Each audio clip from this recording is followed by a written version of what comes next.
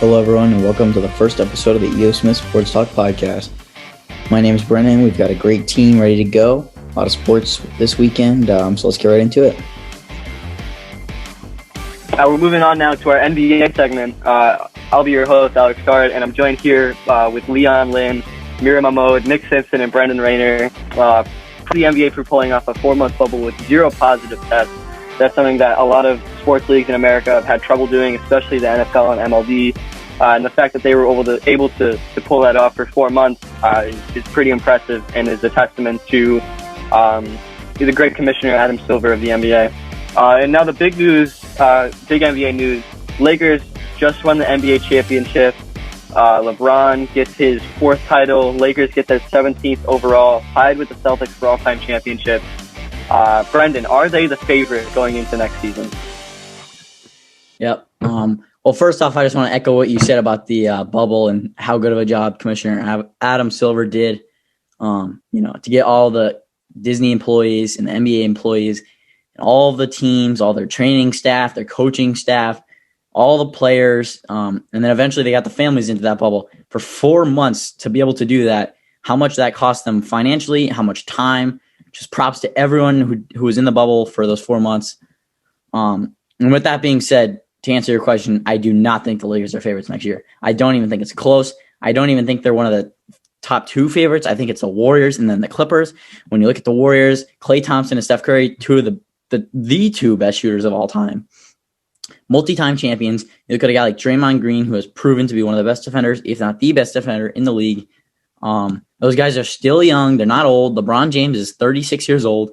That supporting cast for the Lakers is so weak. I mean, you saw in the finals, Kentavious Caldwell-Pope gave them 1 game, but they couldn't get a game. They get Rondo, who will be probably gone next season.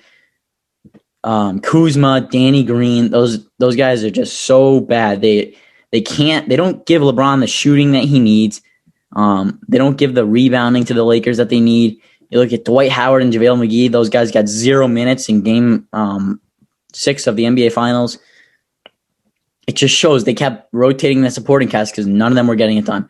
I don't think next year with Steph Curry, Klay Thompson, Draymond, and hopefully they'll be able to acquire somebody on the trade market with that 2nd pick with Andrew Wiggins, get another star. Steph Curry, Klay Thompson, another star, and Draymond Green.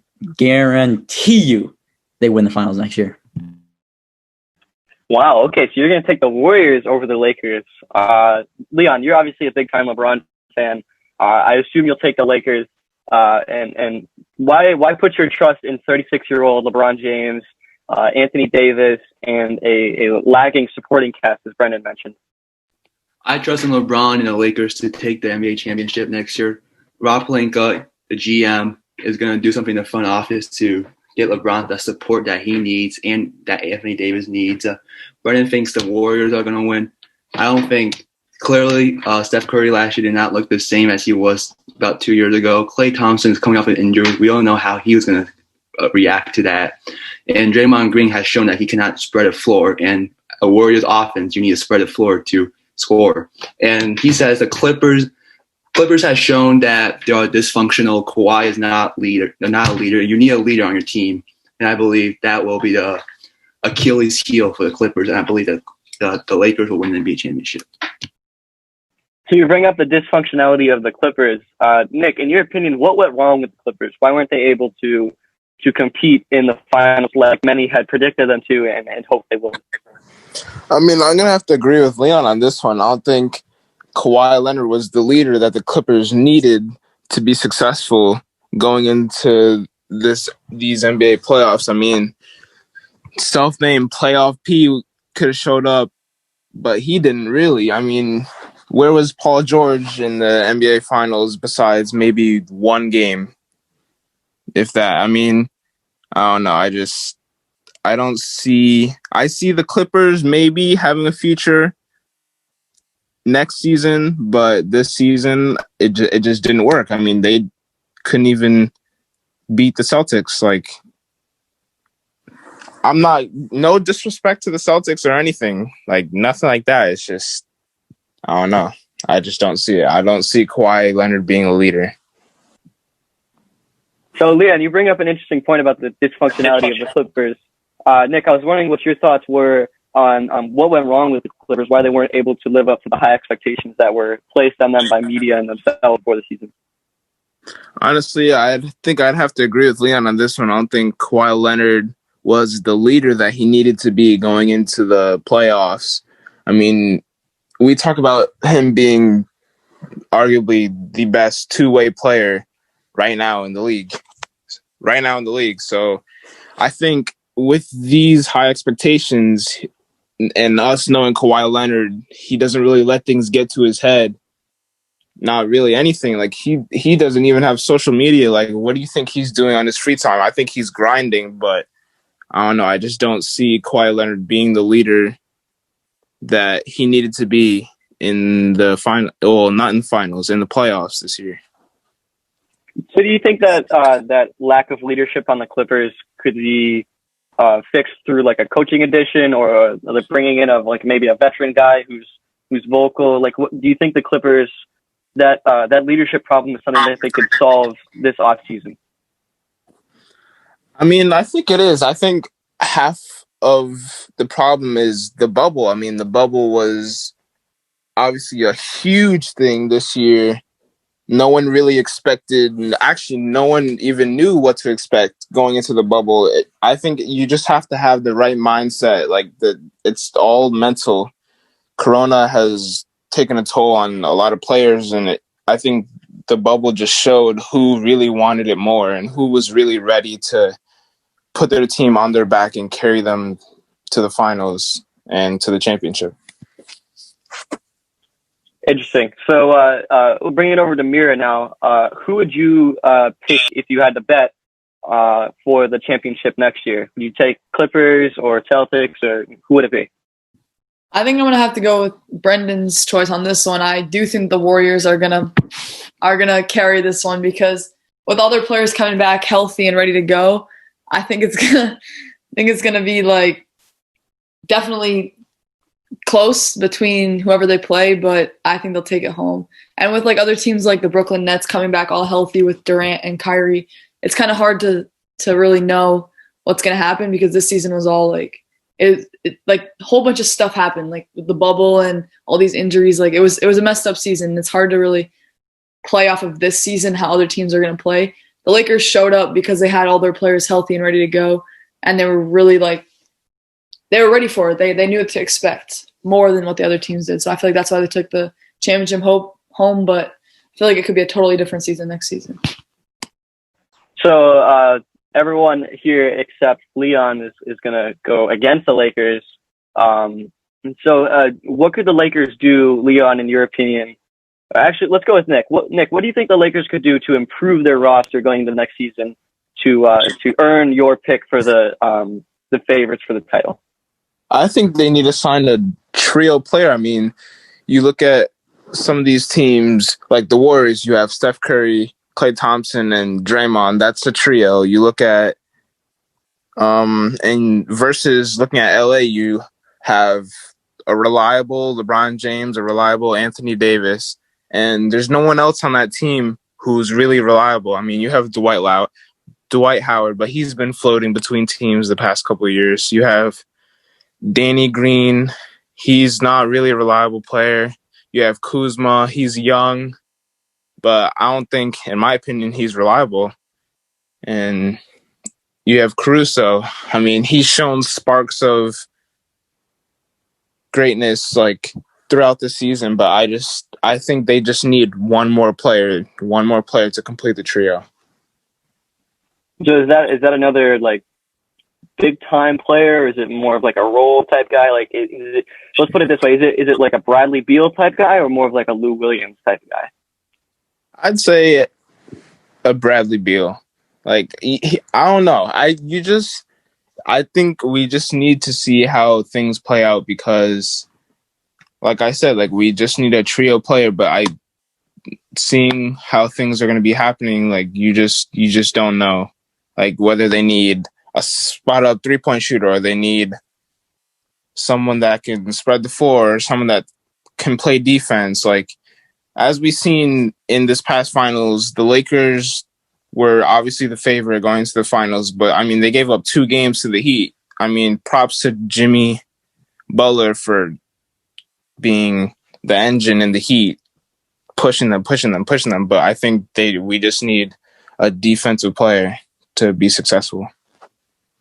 So let me phrase this question, the same question I asked Nick to Brendan. So in your opinion, do the Lakers need another Lou Williams type guy or more of like a Bradley Beal? Like, what are your thoughts on that? Yeah, so I guess that question, my answer is kind of a combination or more of neither, actually. But it's more of Lou Williams. They need multiple Lou Williams, though. They need role players, and not Lou Williams type, maybe. I mean, they've got guys who can drive and dish. That's what LeBron does great. He's not an excellent shooter. He's a good shooter. But what he does best, he drives, he can finish, or he gets shooters open in the corner. You look at Danny Green, he gives him a wide open shot to bring the title back to LA. Danny Green could not do it. He's too old. When he was on the Spurs or the Raptors, he might have done it. He's washed up. They need to get rid of him. Contavious Caldwell-Pope is a guy who can come off the bench for them. He's a solid shooter.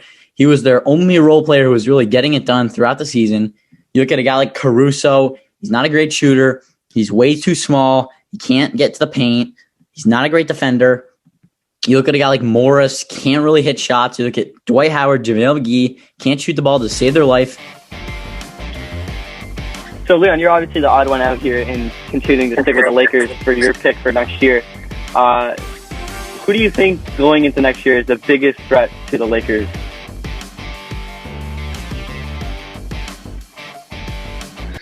If I had to choose a team to beat the Lakers next season, I would choose the Brooklyn Nets with KD coming back healthy and Kyrie back healthy too. I believe that the Nets have a better supporting cast than the Clippers do with Karis LeVert, DeAndre Jordan, Jarrett Allen, and the rest. They have good defense, and I think if they need more shooters, so they need to sign back Joe Harris back if they want to beat the Lakers. But I still believe that LeBron will find a way, and AD will lead a team in the Lakers to win the NBA championship. Interesting. So let's move on now to the Finals MVP. Obviously, LeBron won that. It would have been all the way between Anthony Davis or LeBron James. Mira, do you think LeBron winning was justified, or do you think Anthony Davis deserved it instead? It could go both ways, really, but if I had to choose, I would say LeBron deserved it because he's the reason AD looked so good in the finals. Without him, without his passes, without his creativity on offense, I feel like AD wouldn't have had the opportunity to shine like he did. And for that reason, I do believe that LeBron should have won and rightfully won the MVP. Yep, for me, I see what Mira's saying. Obviously, LeBron James he played phenomenal throughout the series. But for me, I think Anthony Davis was actually the better player for the Lakers in this series and played a more important role. He was more valuable, as the award says. That's what the award's called. He was more valuable because he shut down Bam Adebayo, who's the Heat's clear second best player. And he really got it going against the Celtics. He's the reason my Celtics were bumped out of the playoffs early. He's the reason that the Heat made it to the final. But in the finals, he did not show up. He didn't even have one game where he was, he didn't play a role because Anthony Davis completely shut him down. Anthony Davis got a lot of rebounds, kept Bam off the boards, and kept Bam from getting those open mid-range with his length, his defensive ability, and obviously he's a great player offensively. I think he was the best player for the Lakers throughout the series. It's funny how Brendan talks about Bam Adebayo being defended by AD when he clearly did not watch the NBA Finals. LeBron was clearly guarding Bam Adebayo, and AD was guarding Jimmy Butler. So I don't know what he's talking about.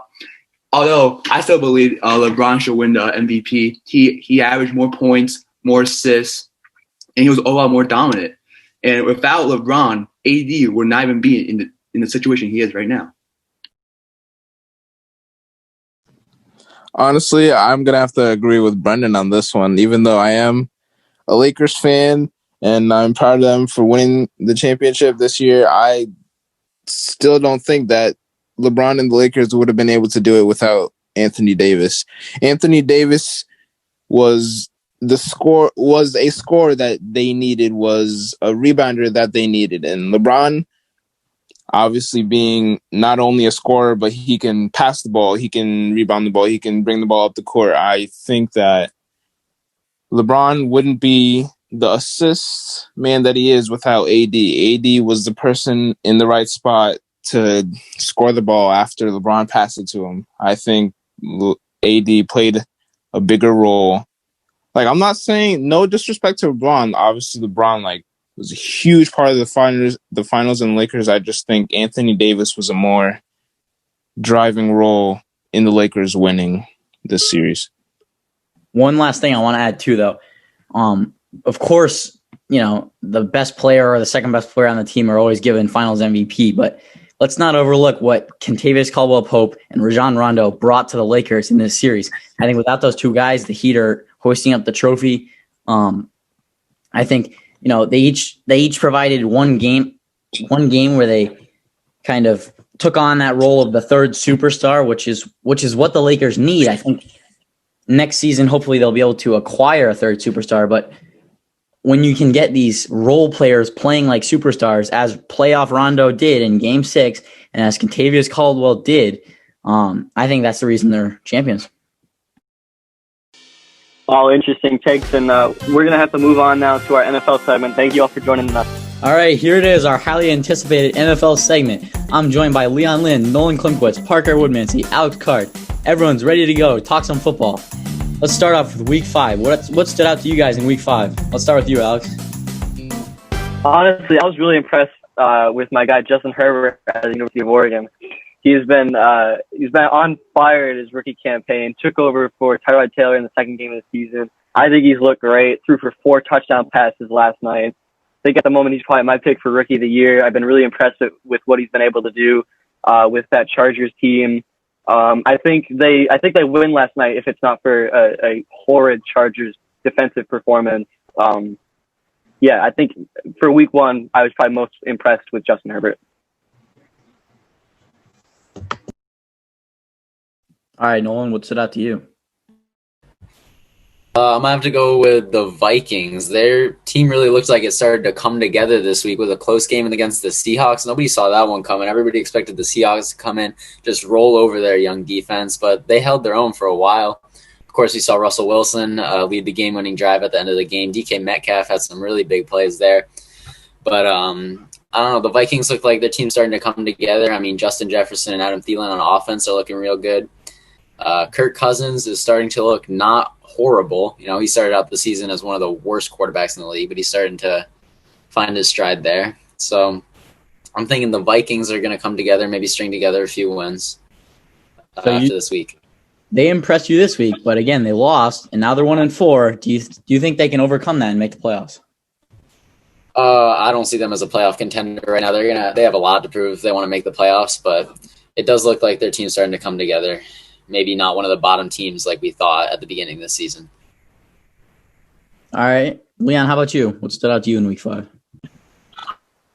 What stood out to me in Week 5 was the Steelers and Ben Roethlisberger coming back to himself, finally getting another pass catcher other than Juju Smith, with Chase Claypool. The emergence of Chase Claypool seemed like the next Antonio Brown with 4 touchdowns, 110 yards. It was a great performance, and it seems like the Steelers are rolling. They're now 4-0 and look to make a playoff push. All right, what stood out to you in Week 5, Parker? Well, I'm agreeing with Nolan on another 1-4 team, but this team everyone thought was going to be awful. Started out 0-4, fired their coach Bill O'Brien, and now the Houston Texans are back. 30-14 over the Jaguars. Defense played great. Deshaun Watson, 2 interceptions, but other than that, he looked in control, and maybe they're on an uprising now, unlike everybody thought after the loss of DeAndre Hopkins. So you think a win over the Jaguars really puts them back on the track for a playoff run? I think holding the Jaguars to 14 points and looking in control of the whole game does. All right, let's segue into our next topic of discussion here. The Chiefs were stunned by the Raiders in Week 5. Do you guys think that's a sign of the Chiefs' vulnerability, or are the Raiders just a legit team who are a playoff contender? Leon, let's start with you. I think the Raiders beating the Chiefs doesn't prove anything. It's just one game. every single team, not every single team is going to go perfect. I believe that the Chiefs are fine. They're going to get past this, and they're going to win the Super Bowl this year. Going on with what Leon said, 2019, the Chiefs have always had struggle against division matchups, only beating the awful Broncos team by one possession twice, losing to the Chargers once, and even coming close to the Raiders once. So I think division matchups have always been struggling for the Chiefs, and I think they'll just bounce right back like they always have. Yeah, I would agree with Parker and Leon on this one. I don't see too many issues with this Chiefs team. I mean, one loss, all right, we saw them last year. They lost to the Browns. I mean, are you really going to let that determine their entire season? One loss. I will say, though, this does show some gaps in their defense. Their defense has always struggled. And this matchup, I think, showed that struggling defense. I have to disagree with all of you here. I think this does show a weakness in the Chiefs. I think the Raiders and John Gruden clearly exposed something wrong with that defense of the Chiefs, and clearly they were able to frustrate Patrick Mahomes and that Chiefs offense into making some mistakes. And obviously it was a shootout type game, but you would have expected that high-powered Chiefs offense to keep pace with the Raiders. And so I think that a lot of good coaches and the good teams that come across the Chiefs will look at what the Raiders have done here and look at how the Raiders took advantage of that Chiefs defense and how they frustrated Mahomes and how they were able to bait him into some bad throws. And they'll look at that and they'll use that going forward in their own game plan. And I think the Chiefs, I won't take the Chiefs in the Super Bowl this year. I think the Chiefs are still probably the team to beat in the NFL. But I think their weaknesses will be exposed this year. Thank you, Alex. Thank you. I was just about to say that. I cannot believe that Leon, Nolan, and Parker are telling me that losing to the Derek Carr-led Raiders, who are very weak, they're depleted. They have not shown that they can beat good teams, but they just stunned the Chiefs. They absolutely destroyed them. That defense had no answers for that offense, which has been average at best. It shows a clear weakness, and if the Chiefs cannot fix that defense, I don't think they're the Super Bowl favorites anymore. I'll take the Buccaneers over them every day. How have they shown that they can't beat good teams? They literally beat the Saints on Monday Night Football, and now they beat the Chiefs. They can beat. Yeah, it's also a Saints team that has barely beat the Chargers last night. Drew Brees can't throw a ball more than 10 yards down. This is a Saints team that is way different from years past. They don't have the prowess that on offense that they do, and obviously still weak on defense. Yeah, I believe the Saints This are one 3-2. game, though. This one game can't determine the entire Chiefs. The Saints snuck past the Lions. I think they're 2-3 or 3-2. They can barely. You and Carl are just typical NFL fans overreacting to one stupid game. It's one game, move on. The Chiefs are going to win the Super Bowl.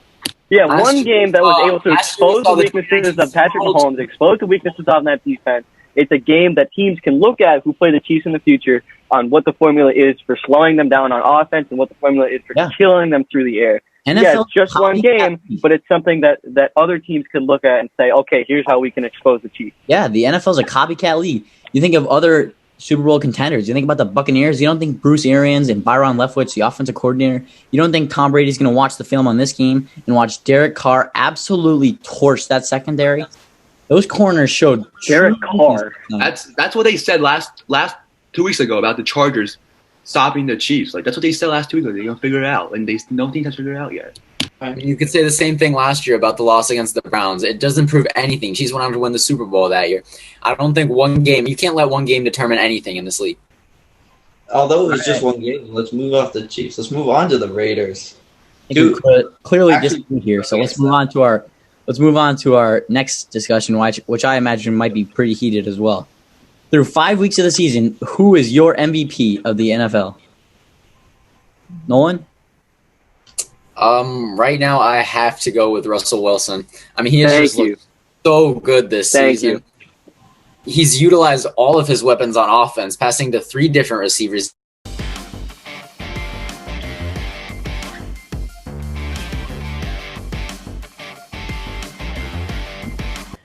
I agree with Alex and Nolan that Russell Wilson is the clear favorite to win the MVP trophy. MVP is on narrative. Russell Wilson has gotten all that publicity, and he looks to win the MVP trophy this year. Parker? I disagree with all you guys. I'm going to take the underdog pick. I agree that Russell Wilson, through these 5 weeks, has been the pick, the top runner, but I'm going to go with the 7th overall pick, third-year quarterback out of Wyoming, the quarterback for the Buffalo Bills, Josh Allen. I've just seen him play over the past 3 years. He started off his rookie year as an okay quarterback. Then he jumped to his second year as a great quarterback. And now in the third year, he's just torched every single defense that he's come up against. And I think it'll continue throughout the season. And I've been loving on Josh Allen since the beginning. And I think this week 6 matchup against the Chiefs, after them coming off a loss, will be a big matchup for him and see what he can do. You're all wrong. You're all wrong. Let me tell you why. Aaron Rodgers is a bad man. That dude does not have the weapons that Russell Wilson has down in Seattle. Even Josh Allen has much better weapons than Aaron Rodgers has. Aaron Rodgers is making Allen Lazard, Marquez Valdes-Scantling, and Robert Tonyan look like Michael Thomas, DeAndre Hopkins, and George Kittle. He is turning no-name, undrafted scrubs into stars in this league because he has been the most valuable player for his team. When you listen to that award, DK Metcalf has been a top 10 receiver in the league, a top 5 receiver in the league through 5 weeks. You know why DK Metcalf is a top 5 receiver in the league? Why do you think DK has been a top 5 receiver in the league? Exactly. Oh, you're gonna say Wilson is a wide receiver. Wilson is able to hit him on those deep balls. Quarterback throwing to him. It is. DK Metcalf is successful because he's got the best quarterback by far in the NFL throwing him the ball. The guy is an absolute freak of nature. He's the most athletic player in the league. He ran crazy fast. He's probably 6'5", 6'6". He benches a crazy number. He is an unreal target. You combine him with Tyler Lockett, Will Dissly, Greg Olsen, and then that running back room led by Chris Carson, who's an elite running back in this league. You seriously think Will Dissly and Greg Olsen are legitimate tight ends? These guys are terrible. Yes. They're good because Russell Wilson can drop it in the breadbasket on a 40-yard pass downfield. Listen to these numbers that Aaron Rodgers has put up with Devontae Adams not playing. This is with Marquez Valdes-Scantling and Allen Lazard as his top receivers. He has 1,214 yards. That's 16th in the NFL. But he's also had a bye week, so he's played 4 games compared to everyone's 5. He's still middle of the league in passing yards. If he had another game under his belt, I'm sure he would be first or second in the league in yards. He has 13 touchdowns, tied for second in the league without playing a 5th game. His passer rating is 92.6, which is the number 1 pass rating in the NFL with those depleted weapons that I've already mentioned. And he's thrown 0 interceptions. Russell Wilson has 3 interceptions. He has the 6th best pass rating at 80.8. With all those weapons, Aaron Rodgers is doing it with absolute nobodies, proving that he has been the most valuable player in football. Russell Wilson might be the best. Is Aaron Jones an absolute nobody? He's the running back. He's the running Aaron Jones is accounting for a lot of those receiving yards, though. Brendan, I'm gonna agree with you that Aaron Rodgers is playing better than he ever has, even in his prime. He's playing the best he's ever played. But why are you hating on the receiving core of the Green Bay Packers? Allen Lazard, MVS are good receivers. Good receivers? Good receiver? If they were on the Falcons, they would be the 3rd, 4th, 5th option. If they were on the Bills, they would be obviously because the Falcons have a generational talent. They were on the Julio Jones. And they have an insane wide receiver. If they were on the Cowboys, they would have got cut. If they were on any team with a good receiving corps, if they're on my Lions, they would not have made our roster. Those guys so you keep bringing up examples. You keep bringing up examples of teams with all these teams probably have top 5 receiving corps in the NFL. You talk about the Falcons, and they've got Julio Jones, a generational talent, and Calvin Ridley, who's been playing like a top probably 2 wide receiver in the NFL this year. You talk about the Dallas Cowboys. They've got Amari Cooper, 1st-round pick, I believe. A really, really good player. They got CeeDee Lamb, another 1st-round pick at wide receiver. CeeDee Lamb has been playing crazy this year. They got Michael Gallup. And, they've got all these guys. On top of that, they got Zeke Elliott in the run game. They've got a bunch of guys who can catch the ball. Of course, when you put Allen Lazard on the Dallas Cowboys, he's not going to make the team. Can we talk about these matchups, too? Aaron Rodgers has been playing against some poor secondaries so far this season. Week 1, plays against the Minnesota Vikings secondary. Very young, very inexperienced, especially in the first week of the season. Week 2, Detroit. Detroit speaks for itself. Sorry, Brendan, but they're just a horrible defense in general. Obviously, Aaron Rodgers is going to be able to torch that defense. Week 3, a struggling Saints secondary. Sure, their defensive line has been looking really good with Cameron Jordan, but the secondary has been just terrible for them. And then Atlanta, who has allowed their opponents to put up big numbers every single week. I don't think we can say anything about Aaron Rodgers for MVP until he proves that he can still play like this against good defenses. But Nolan, He can only torch the defenses that he played against. Russell Wilson is your guy, but what secondary that Russell Wilson has played has been very up there as well. Crickets, Parker. Crickets. They've got nothing for you. And I'm not saying the Bills have played a great team either. None of these teams have really played a great team where they have to prove themselves as much. But I'm saying, from what I've seen so far, the Buffalo Bills and Josh Allen are going to go far, and he's going to be MVP. All right, I think we know where we stand on this. Let's move on to our next question here. Brendan is sitting on the wrong side of tracks. No. I love All right, it. we're going to talk about the Madden 21 NFL cover and NFL MVP of last season, Lamar Jackson. What is wrong with Lamar Jackson? Alex, let's start with you. I think it's really an inability to throw the ball. There's been a knock on Lamar for as long as he's been in the league, and it's something he's definitely struggled with. You look at him this year, he's 63% throwing the ball. He's got 949 yards. He's got 9 touchdowns, 2 interceptions. I mean, Lamar, the Ravens are built to be a team that runs the ball, right? They love to run it. They love to run the option. That's what Lamar is most successful in. And so I think when you put the Ravens up against teams like, they're going to have to play the Browns eventually. They're going to have to play the Steelers eventually. They had to play the Chiefs earlier this year. Teams that are going to score, teams that you're going to have to put up big points against if you want to compete. And Lamar, his struggle, it was put on full display against a very weak Chiefs defense. He couldn't throw the ball. The Ravens got out of the game early because the Chiefs were able to shut down their run, and the Ravens, they couldn't counter with throwing the ball for the air. Brendan, what's wrong with Lamar? Nothing is wrong with Lamar. He's still playing like a top-tier quarterback. Just because he had one bad week against the Chiefs, where obviously Andy Reid, being a genius, game planned against them a great way, and he had one rough week. He's still playing, maybe not as disgusting and as dominant as last year, but he's still playing like a top-tier quarterback, and you can't say what's wrong with him just because of one bad week and a little bit less production than last year. Actually, I agree. You look at I wouldn't say it's just rushing one bad production week, is though. way down. His touchdowns, he has 9 touchdowns. Aaron Rodgers, Pat Mahomes, those guys have 13 touchdowns. You look at 2 interceptions, 63.7% completion percentage. That is no good.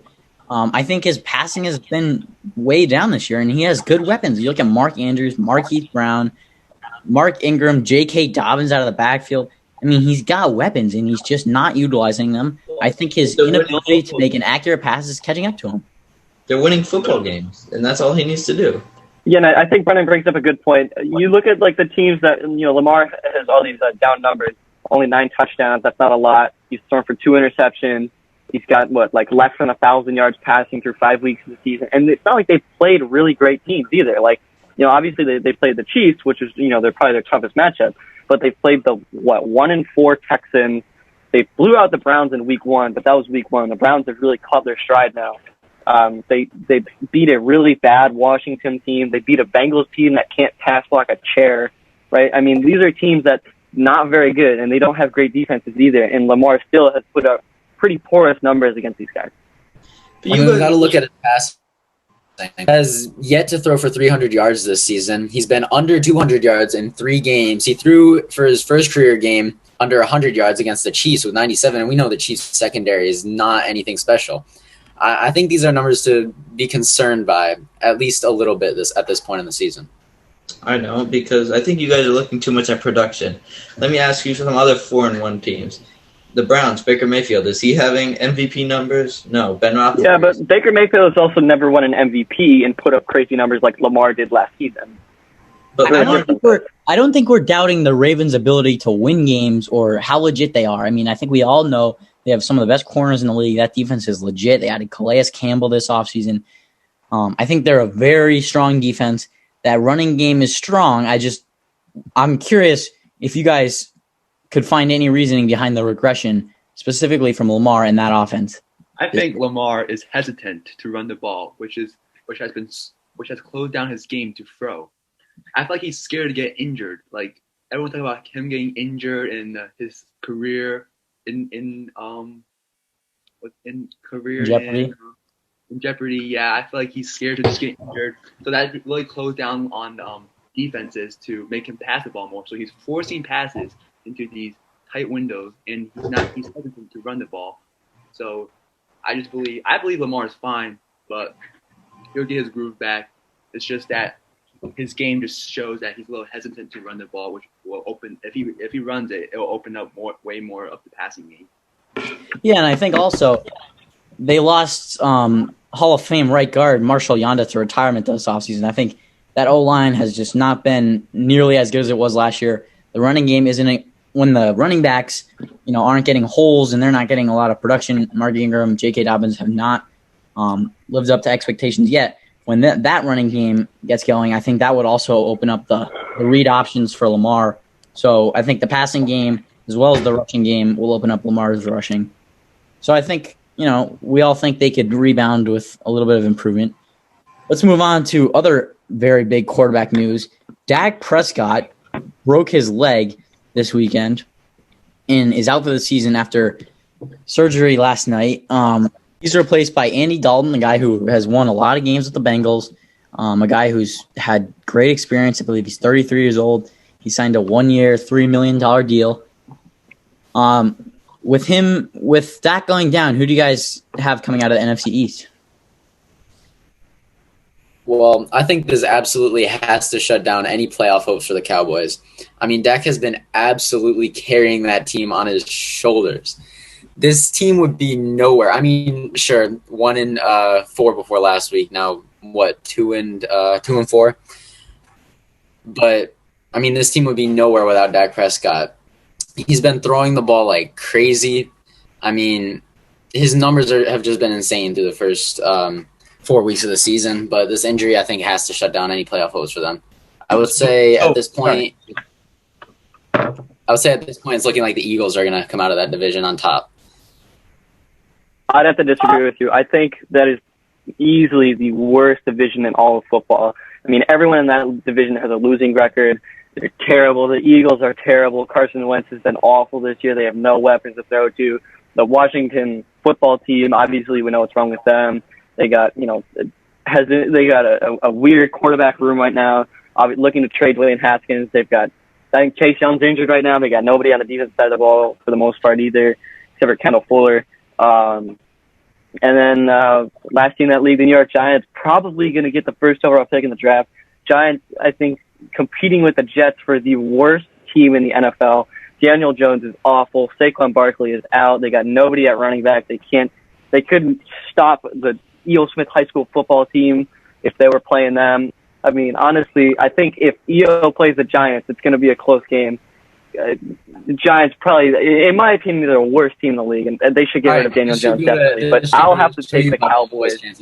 I think even with that injury, Dalton shows up. I'm agreeing with you. If Dak went down, the Cowboys could barely scrape a win against the Giants, just winning by a field goal. Okay, but the Eagles can't get any wins with Carson Wentz at quarterback either. You act like Andy Dalton is a bum. Thank you. Andy Dalton with the Bengals has led Cincinnati to the playoffs. Red Rocket. Now Andy Dalton with Amari Cooper, Michael Gallup, CeeDee Lamb, and Zeke in that O-line. Andy Dalton will not put up Dak Prescott numbers. He won't. No, obviously not. But Ezekiel Elliott will put up MVP numbers at the running back position because they're going to get back to their old form. Exactly. Pound. I know Tony Dungy took a lot of heat for his comments saying that this injury might be a blessing in disguise, which I'm not going to say it's that. But if this Dallas team can get their run game going, which they weren't really, I mean, they haven't gotten the production from Zeke that they've been hoping for. If they can get that going with Andy Dalton at quarterback, I think this team can be a dangerous team heading into the playoffs. I think they get out of the NFC East, and I think they make it into the playoffs, and they're a dangerous Super Bowl contender. I agree with you, Brendan, all the way that Andy Dalton is a veteran quarterback who can take this team right where Dak left it, right off, and there's no other competition that leaves anywhere close in the NFC East. But let's change it up a little bit. Dak Prescott, franchise deal coming into the season, franchise tagged by the Cowboys after him and Jerry Jones have a little dispute over a contract, couldn't get one figured out. Then now Dak comes and plays a great first 4 games, and then this injury happens. So let me ask, where do you think Dak is going to end up next year when he comes back? I think Dak. I think it's. I mean, I think it's really unfortunate. He's going to get the franchise tag. What Jerry Jones had to have seen in that game, you see that fist in the air. That was like a moment of strength for the Cowboys organization in a tough time when your quarterback's down on the field. You see Mike McCarthy over there leaning down, looks very upset. You see all of his teammates going over there to dap him up. You see Jason Garrett, the offensive coordinator for the Giants, his ex-head coach, walking over to his injury to make sure he's all right. Well, obviously not all right, but to tell him good luck. And the fact that he came over just shows how loved Dak Prescott is within that organization. And for Jerry Jones not to re-sign a guy like that, I mean, assuming his surgery goes well, he comes back next year healthy. I mean, you have to give him the franchise tag next year or sign him to a long-term deal. And I hope for Dak's sake that he does get it. He should have got a massive deal this offseason. Now everyone's blaming him for playing on the franchise. You're getting $35 million, just play through it. But when you look at, he could have cost himself $100 million or $500 million by playing on that franchise tag. And I think you bring up a lot of great points, Brendan. And I think the biggest problem with the Cowboys is Jerry Jones himself. I think when you look at Jones, I don't think the Cowboys will ever be successful again with Jerry Jones as the owner of the Dallas Cowboys. I think when you look at the history of the Cowboys and the history of Jerry Jones, obviously they found a lot of great success in the 90s with Jimmy Johnson as head coach, but Jerry Jones replaced Johnson with a guy who he would be able to control more. Jerry Jones is all about controlling the Cowboys, and he's not a great football mind either, which doesn't help them. And so I think the hire of Mike McCarthy was a stupid hiring. I think that was another move by Jones to get somebody in the head coaching position whom he could control and whom would be passive in the control of the team and let Jerry take a more active role. And so I think Dak. I think Jerry is probably at fault for not giving Dak another deal, and I think they won't ever be successful with Jones as the head coach. All right, we got a lot to owner. talk about here, so let's move on to the NFC West. Sorry, Parker and Nolan Leon. NFC West, highly regarded as the best division in football going into the season.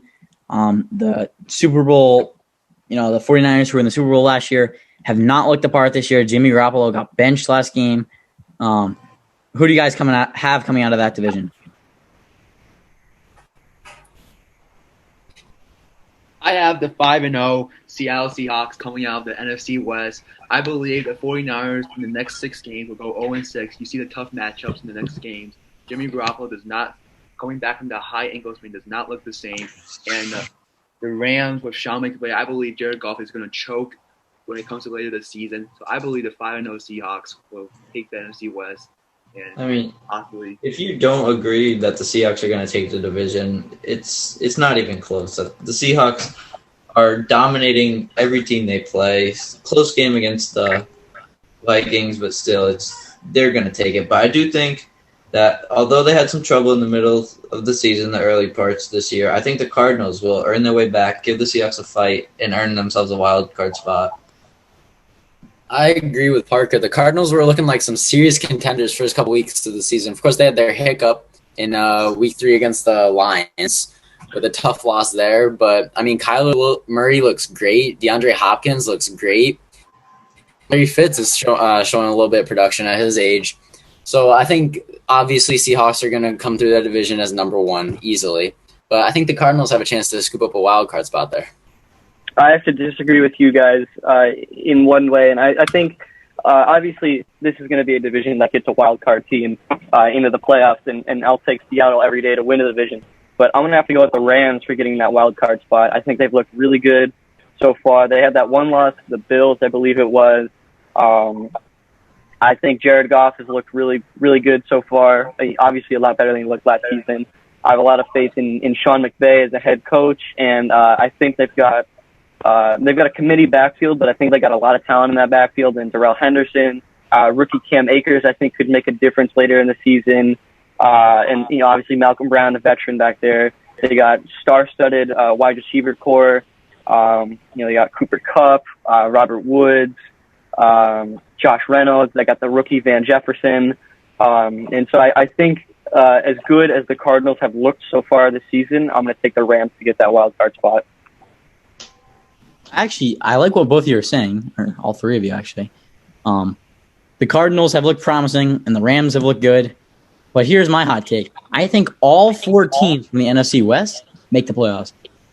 With the new expanded playoffs, 7 teams making it, 3 wild card. I think all 3 wild card spots go to the NFC West. You look at the 49ers, Jimmy Garoppolo hasn't been getting it going. Their receiving corps just hasn't been together yet.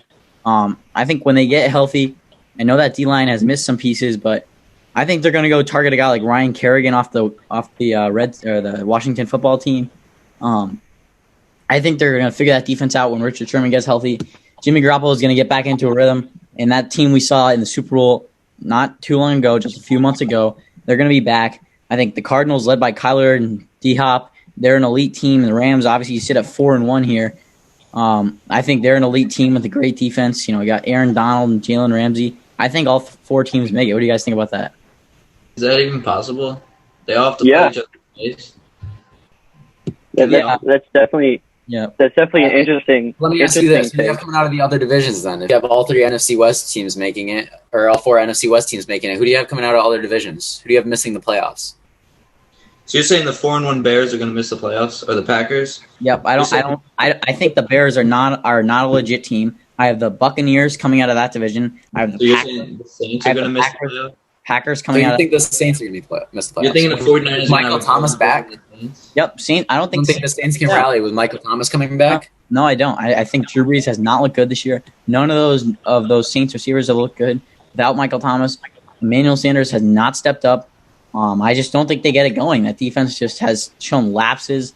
They snuck past my Lions, who I think have a chance to make the playoffs in the NFC North. We just got to turn it around, Honestly, Brendan, after hearing what you've got to say, I'm going to agree with you. I'm going to say all 4 NFC West teams make the playoffs. I think that is by far the most talented division in football. I think when you look at the NFC East, who comes out of the NFC East? The Cowboys and nobody else. That's a losing division right now. The Cowboys are going to make the playoffs as like a 7-9 team, probably somewhere around that. Packers are probably going to come out of the NFC North. I don't really see them having much competition there. I think maybe Detroit, maybe Chicago get the winning season. I don't think it's enough to knock out one of the NFC West teams. I think in the NFC South, Buccaneers probably come out. I don't like the Saints. I don't like how they look this year. Michael Thomas has been hurt. He's had some trouble. And within the team, obviously he punched Gardner Johnson in the face, and that's why he wasn't able to play on Monday Night Football, which is, that shows Michael Thomas's character right there. I think Breeze has looked terrible. I think that defense has looked subpar. And honestly, I think I'm with you, Brendan. I'm going to go all 4 NFC West teams make the playoffs. I agree that the Saints aren't making the playoffs, but I have a team that is going to make the playoffs over the 49ers, and that's the Carolina Panthers. Teddy Bridgewater back from his 2-year injury, and no Carolina Panthers. I agree. The Panthers have looked like serious contenders so far this year. I agree. DJ Moore is going to step up and catch many touchdowns and lead my fantasy team to the win. The Panthers have looked very good this season, and this is all without Christian McCaffrey. When they get Christian McCaffrey back, they'll just keep on rolling with it. I mean, Teddy Bridgewater has looked really good coming back from his injury. They've looked like serious contenders this year. I agree with Parker. They will make the playoffs. I think they've looked good, but I think it's more of who they've been playing against. I don't think Teddy Bridgewater makes the playoffs, and I think he's gone. Yeah. I think he's gone after next season. I don't think I'm with you, Brendan. Quarterback. I don't think Matt Rule in his first year as an NFL coach is good enough to get it done. I don't think that offensive line is good enough to get it done. I don't think that defense is any good. I think their weakness is going to start to show. They just lost their best corner, Dante Johnson. I think they're going to start losing games. I think there's a better chance they have the first pick of the NFL draft than making the playoffs. I don't believe. I'm with you, Brendan, 100%. they can possibly lose the next 7 games. They're going against the Rams, Yep. Patriots, Seahawks, Agreed. Green Bay, 4 losses, Saints, 5 Rams. losses. That could be 0-7. All right, I'm joined now by our college football experts Alex Card, Nolan Klimkowitz, and Leon Lynn. Boys, Clemson looks very promising this weekend in a big-time win. The main story, obviously, Trevor Lawrence, but first I want to talk about their big-time running back in Travis Etienne. Nolan, who's your NFL comparison for Travis Etienne?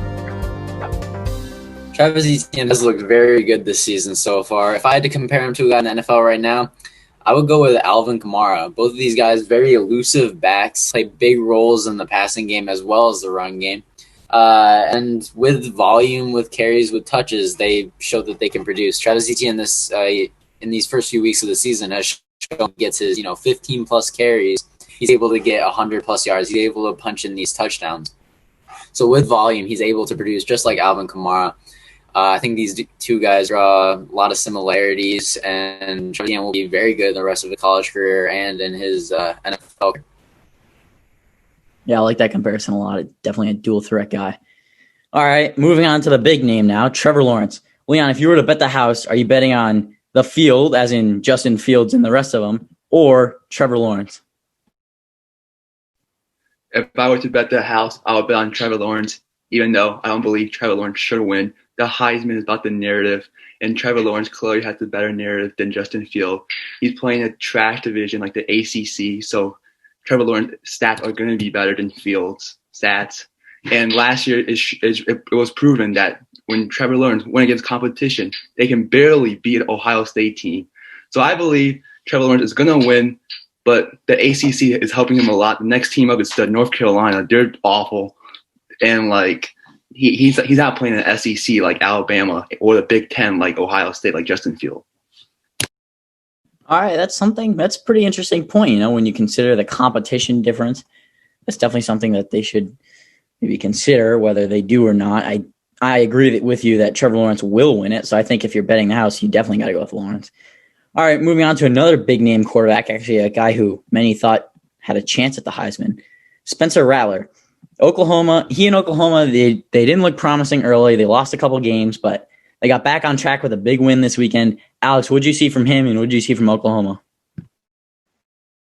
Spencer Rattler looked very hot and cold this season. He got benched in the Texas game, probably because of injury, but it doesn't show great confidence in Lincoln Riley's confidence in Spencer Rattler. And their first two losses, Oklahoma.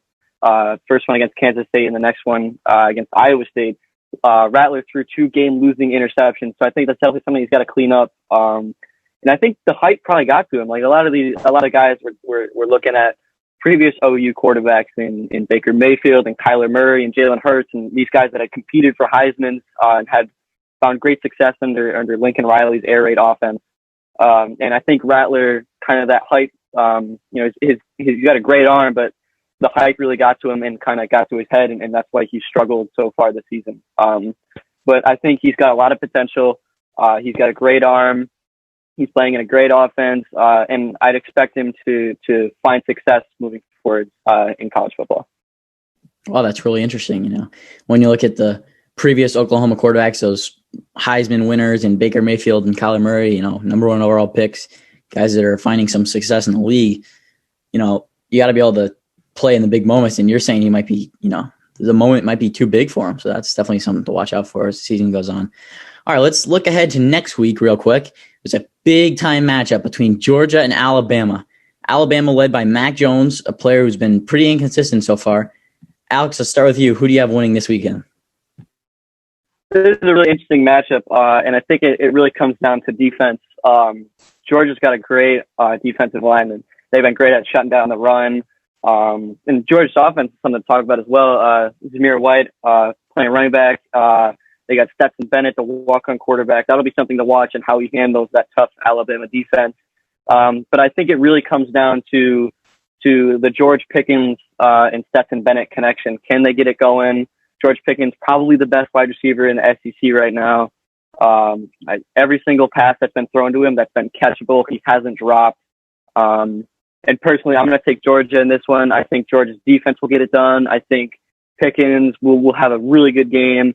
I think Georgia will run it down Alabama's throats pretty much in the run game. It'll be close always, as a Georgia-Alabama game is, but I'll have to take Georgia in this one. All right, Nolan, what are your thoughts on that? I'm going to agree with Alex on this one. I would just have to go with Georgia in this game. I mean, his defense is just so strong in these 2 weeks. Last week against Tennessee, allowing just, I believe, 20 rushing yards total. They've done such in the run. This game is going to come down to defense, and as we've seen so far, Alabama's defense hasn't looked that great. Last week, giving up big numbers to Ole Miss in a close there. I think Georgia's going to take this one in a close one. Leon, your thoughts? I don't think you should bet against Nick Saban in that offense and that defense. I believe Roll Tide! Alabama's going to win that game next week. You know why? Because Najee Harris is going to run over that defense. I don't care how good that D-line is. That O-line for Alabama is stellar. Stellar. Najee Harris is going to run over that defense. Mac Jones just got to make these completions to great receivers like Jalen Waddle and Devontae Smith. I bet he can do that. And the Alabama defense, led by Patrick Surtain, is going to lock up Pickens. I don't care how many catches Pickens has caught wide open. Patrick Surtain is going to lock him up, and that Alabama defense is going to lock up Georgia's walk-on quarterback. I believe Alabama is going to beat Georgia. I hate to say it, Nolan and Alex, but I'm completely with Leon here. How are you going to bet against Najee Harris, all those great weapons surrounding Mac Jones and Nick Saban, the greatest college coach of all time? Alex, what's your response? Well, you guys bring up a lot of good points, and it doesn't help that Nick Saban is like 21-0 against former assistants, which Kirby Smart is. Kirby obviously played or coached under Saban at Alabama for a long time. But I think it's time for change. I think Kirby Smart finally figures out Alabama. I think Georgia is the team to beat in the SEC this year. I don't see them losing. They got a great run game. I think if Stetson Bennett plays smart and manages the game, doesn't make the big mistake, gives the ball to Pickens, feeds it to White, I really can't see Georgia losing this one. I think Georgia is too much to handle on the offensive side when it comes to running the ball. Obviously, Alabama's defense looked terrible against Ole Miss last week. And, you know, it is Lane Kiffin, and Lane Kiffin does always have great offenses, but it just looked terrible, and Surtain didn't play very well either. And I'm going to stick with Georgia. I really can't see them losing this game. Yeah, I think that's a good point. I disagree. I think Alabama, led by Nick Saban, gets it done this weekend. We'll see. All right, moving on now. Let's look at the title favorites. Clemson is thought of by most, I'd say, as the title favorites. Leon, what are your thoughts on that? I believe Clemson, lack of competition in the ACC will destroy them in the playoffs. I believe Ohio State and Justin Fields will take the Natty. Yeah, that's it. I'd have to agree with Leon on this one. I think Ohio State has too much talent on the defensive side. Obviously, led by Sean Wade. Got that really unfortunate call last year in the semifinal. I really think Ohio State should have beaten Clemson last year. That would have been a much better championship with Ohio State and LSU. I personally, I'm with Leon here. I think Fields is probably, if not the second best, the best quarterback in college football. I like him personally more than Lawrence. I think Lawrence is pretty overrated. I think he's found success in a Clemson team. Wait a minute. You like Justin Fields over Trevor Lawrence? Yes, that is right. To go with Brendan on this one. I do not think you can bet against Trevor Lawrence until he proves that you can bet against Trevor Lawrence. I'm sticking with them all the way until they prove that they can't win. I think he has proven that you can bet against Trevor Lawrence. You look at him last year especially in the Ohio State game and the LSU game, and he was terrible. Like, you know, he had that big rush against Ohio State, but like hasn't found great success throwing the ball. I think Fields is smarter. I think Fields has got that connection with Chris Olave. I'm not going to bet against an Ohio State team led by Ryan Day, second-year head coach who lost one game his entire coaching career. I think they're too good. Like Justin Fields, I think he's the better quarterback. I think Lawrence can make some pretty stupid throws and some stupid decisions at some points. Like, I'm going to have to go with Fields here. Justin Field has been proven to be better than Trevor Lawrence. If you look back in high school in the Elite 11, Justin Field beat out Trevor Lawrence. You're talking about high school. You're talking about high school. Now we're looking at high school statistics to determine these college quarterbacks. They're now juniors Trevor in Lawrence college. is a better quarterback right now. I'm not betting against this Clemson team until they prove to me that they will not win games. So let me put it this way. Alex Card and Leon Lynn, you're the GM of the New York Jets, who are the worst team in NFL, and I assume they'll have the first overall pick. You're on the clock. You're taking a quarterback. You're going with Justin Fields over Trevor Lawrence? No, I'm sticking with Sam Darnold. I believe in Sam Darnold. I feel like Sam Darnold is getting screwed with Adam Gase over there in New York. And I believe they should fire Adam Gase and the offensive coordinator and put in a stable coaching staff for Sam Darnold to succeed. They have not let Sam Darnold succeeding. Yeah, you guys are clearly asking the wrong questions here. If you're the GM of the Jets, you got to go with Sam Darnold. I mean, Adam Gase is a terrible head coaching hire. I don't know why you hired Adam Gase. Sorry, I've never found success. Wait, so your point for Trevor Lawrence was that he's proven in the big moments that he can't do it. But you're going to stick with Sam Darnold, who has clearly proven over a couple years that he cannot play. He is absolute junk. I cannot believe if you're the Jets GM, you have a chance at taking a quarterback who looks like he is going to be an absolute stud in Trevor Lawrence, and you're going to stick with Sam Darnold. Right, and I think, like I said, I think Lawrence is overrated. I don't think he can. I think he's overhyped. I think he plays in a real weak defensive ACC. And yeah, I'm gonna stick with Darnold. I think Gase. I don't think he's been given a fair shot. I think Gase is a terrible, terrible head coach, and I think that's really hindered Darnold's development. And I think if I'm the Jets GM, I'm sticking with Darnold, and I'm gonna try and give him the best pieces to be successful. You know, Darnold's he has no receivers. He's got nobody to throw the ball to. He's got Le'Veon Bell, who's been hurt. He just, hasn't been given a fair shot. I like Darnold. I like what you're saying. I mean, I know their O-line isn't any good. Their receivers aren't good. And Le'Veon Bell has not been the productive guy he was in Pittsburgh. But we'll see, man. I like Trevor Lawrence as the number one pick, as the Heisman. And I think Clemson's the title favorite. But thanks for the insight, guys. We'll talk to you later. As we shift to European football, I'm joined here with Nicholas Simpson, Thad Hempel, and Austin Garrison. We got a lot to cover, and let's start off first with Chelsea's big summer. As I'm sure you all know, Chelsea, a lot of signings this summer, a lot of big names after that transfer ban last summer. Austin, in your opinion, who was Chelsea's best signing and why? In complete honesty, none of them. None of them have really had the impact that I think Frank Lampard was looking for. Timo Werner, they're supposed to be, their real big money signing, hasn't scored a goal in the league yet. Kai Havertz, no goals, 1 assist. So, I mean, really, I just don't think they're getting their money's worth out of at least those two yet. Obviously, it's still early in the season. That could change. But I guess as of now, it'd probably be Edouard Mendy, the Senegalese goalkeeper that they just signed from Stade Rennes to replace Kepa. Because, I mean, as you know, Kepa has just been awful over the past year or so. He's really declined from what his previous form prior to joining Chelsea was, where Mendy has, I guess, quite a bit more goalkeeping prowess as of right now, with 13 clean sheets last season compared to Kepa's 10, and only 31 goals conceded compared to Kepa's 58. So I think he will turn out to be that true big signing that they've been looking for to really tighten up that defense. Wow. So you think that the 81 million spent on Havertz and the 53 on Werner wasn't worth it? That's a bold take there. Thaddeus, would you agree or disagree with Austin's take? I think overall what he's saying is pretty true, but I think it's not fair to judge any signing yet because Kai Havertz and Timo Werner are both pretty young players, and they've had little game time in the Premier League, and as we know, the Premier League is such a competitive league. It takes time to adjust to really be in it. So far, I think their best signing has been Ben Chilwell from Leicester City. He's a young left back.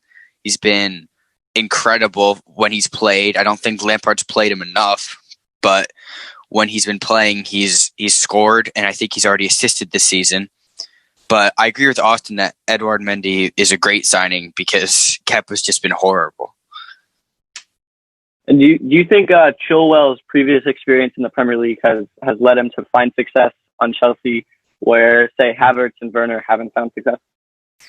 I think, yeah, definitely. I mean, Leicester City had that breakout season last year where they were second in the league for a fair amount of time, and he was a big part of that, especially in some of their big wins, like the 9-0 versus Southampton last year. Let's move on to big news coming out of the soccer world this morning. Cristiano Ronaldo has been diagnosed with the coronavirus. Nick, what do you think about this diagnosis going forward, his chances to play against Messi in the Champions League, and his ambitions to set the all-time scoring record? I mean, we all know Ronaldo. He wants to be the one to score the goals. Like this, our generation of soccer, it has always been Messi and Ronaldo. Messi and Ronaldo, always trying to tip each other off, always trying to compete. So I think with this, like this news coming out right now, this will be huge in the soccer world because no one wants to miss a chance to see Messi and Ronaldo, two of the greatest soccer players, arguably of all time, playing against each other. And especially because he's trying to chase the most goals of all time right now, I think he'll be pretty upset about this. How do you think that changes the dynamic of the game? Well, the first matchup between Barcelona and Juventus, do you think Juventus goes in probably different mentally because they don't have their superstar? I mean, Ronaldo, since Ronaldo has signed with Juventus, Ronaldo has been like one of their main guys, their main scorer. Like a lot of things go through Ronaldo. I mean, he has Diablo right next to him, but like, I don't know. I just feel like everything might be a little conserved in this game. I mean, seeing that Suarez also left Barcelona and has kind of broken down that trio of Neymar, Messi, Suarez. You could say the same thing about Barcelona, but I guess we'll just have to see and wait and what happens. Speaking of Barcelona, they were the topic of a lot of headlines this summer in the soccer world. Messi announced that he wanted to leave the club. There was a lot of controversy with Bartomeu, the club president. Austin, how do you like their odds as a competitor in the Champions League moving forward with Messi getting older and with an aging squad and not too many great young talents? Honestly, not too good. I don't see them winning a Champions League for quite some time, especially after Messi retires, because they just don't, at least at this moment, have the squad depth that they need. Obviously, with the Arthur Pjanic switch between Juventus and Barcelona, I think that was a huge loss for Barcelona because Arthur is a really quality talent who's young and still has a lot of time to, perform. And then they're replacing him with Miralem Pjanic, who is right at the end of where his prime should be. And I think morale is a huge aspect of it because with Messi, their trademark player, their star player, saying that he isn't happy, that puts a drag on the rest of the team. And then, as Nick said, with the Luis Suarez departure this summer, Suarez has said that he didn't leave under the best circumstances. And I think that's really, that might also drag down the team. So I really don't see them having a good chance. And I think Juve will probably take this game and probably the second leg as well. So. Yeah, so you mentioned the retirement of Messi. Do you see him? He's mentioned he probably doesn't want to retire in Barcelona now, although he would previously he would have liked to. Do you see him retiring in Barcelona, or do you see him going to someplace else like Manchester City? Honestly, I think he'll probably leave. As sad as it is, he'll probably leave Barcelona just because he's not happy. And if you're the greatest player, to ever live, and you're not happy at the club that you've been playing at for, 15 years, you're going to leave. You're going to want to go do something else. Cristiano Ronaldo, they're, again, arguably one of the greatest players ever. he has played for, Sporting, United, and then he went to Real Madrid. Real Madrid was his home for 9 years, right?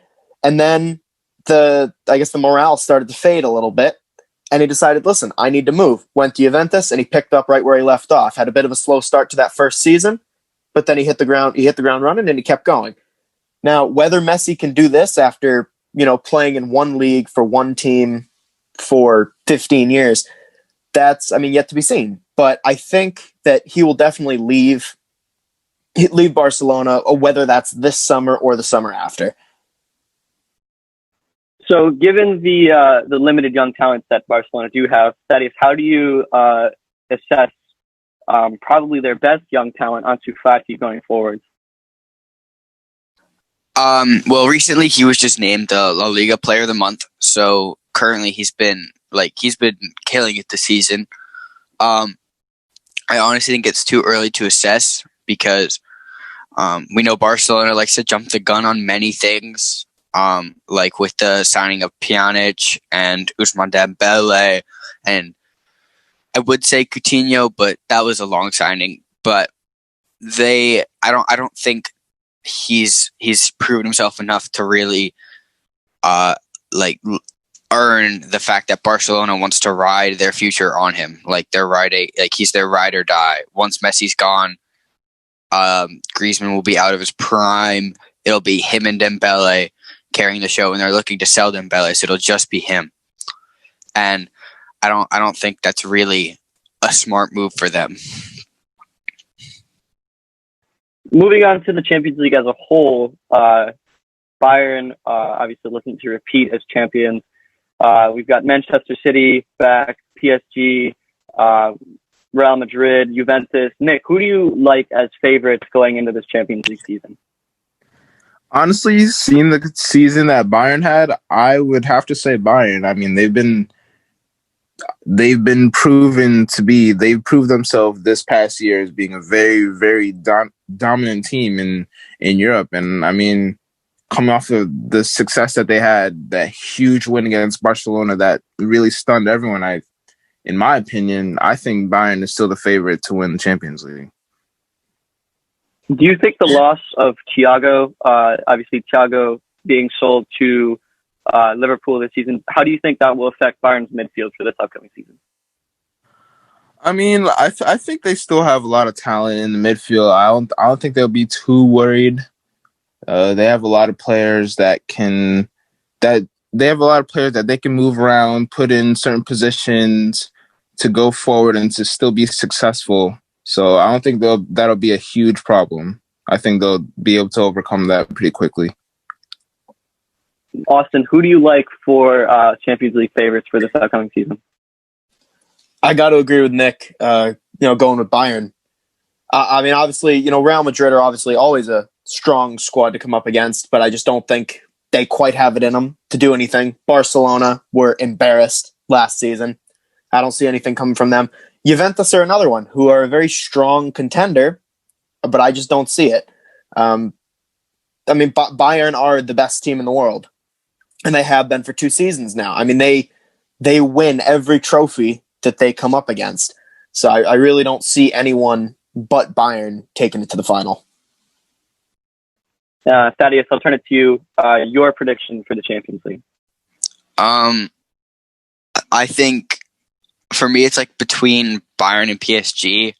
PSG's coming off a season of anger, and they've got to be pissed that they lost last year. So I think with all that, they have a great chance of winning it. They're not missing any talent or anything. They have a crazy front line, and they were very close to winning it last year. They just lost 1-0 in the finals. So, but as Austin and Nick said, Bayern is an incredible team. But I think with them missing Thiago, PSG has more of a chance this year to really pull through and win it.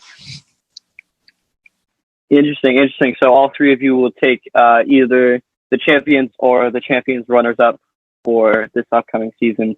Thank you guys for joining us. A lot of great points mentioned, a lot of interesting takes, and we're going to move on to another segment now. Thank you all. I'm joined now by MLB expert Nolan Klimkowitz and co-host Alex Card. Nolan, the Yankees were a disappointing loss in the postseason this year.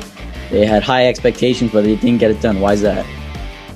So it was a back and forth series between the Rays and the Yankees. I think what ended up happening to the Yankees is they just couldn't hold on for long enough. The Game 5 was a defensive battle between Glasnow of the Rays and Garrett Cole of the Yankees. Garrett Cole went 6 innings, striking out 10, I believe. Very good game. And then the Yankees bullpen came in, started to give it away. Garrett Cole only gave up 1 run. The Rays only gave up 1 run the entire game. Aroldis Chapman came in a little bit earlier than I would have expected, as he's usually a closer. He usually comes in to record the last 3 outs of a game. In this game, Aaron Boone put him in to record 9.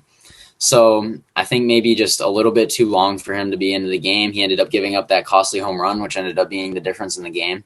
So I would say there, Aaron Boone just had to pull the plug on Aroldis Chapman before he was in there too long. Well, what do you think Aaron Boone put in Aroldis Chapman when he did?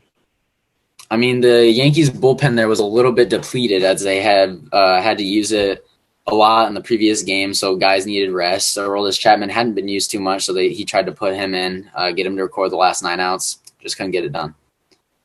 So if you were Aaron Boone, what would you have done differently there? If I'm Aaron Boone, honestly, I'm going to try and extend Garrett Cole for another inning there. He only went 6. He did have a lot of pitches. I think he was up in the 80s, but I mean, he's a professional pitcher in a do-or-die game. You got to keep your best guy in there for as long as he can go. At that point, honestly, I want him taking himself out of the game when he can't go any longer. Yeah, I think that's a good call. All right, let's move on now to the teams who did survive. We got the ALCS. The Tampa Bay Rays are up 2-0 on the Houston Astros. Nolan, do you think the Astros can find a way to win that series?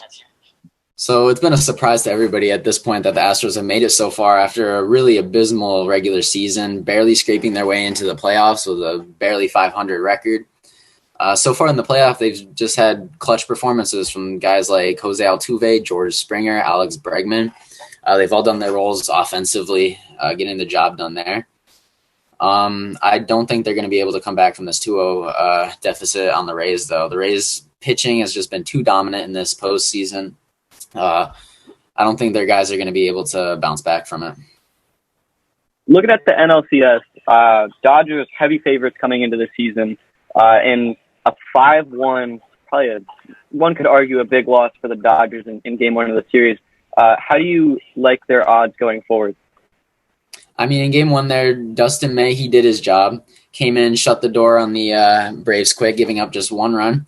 Then as soon as he came out of the game, the Braves offense just splurged, scoring another 4 before the end of the game, making it a 5-1 victory for the Braves. So I think as long as the Dodgers bullpen can hold their own in that series, they're going to be just fine. Once they get their offense going, with guys like Cody Bellinger, Mookie Betts, they'll eventually carry their weight. They won't have quiet games like they did game 1. I think Dodgers take that series in a close one. Yeah, I'm with Nolan there. I think you look at that firepower at bat when you look at Cody Bellinger and Mookie Betts, 2 guys who have won MVP. They're MVP candidates, total studs.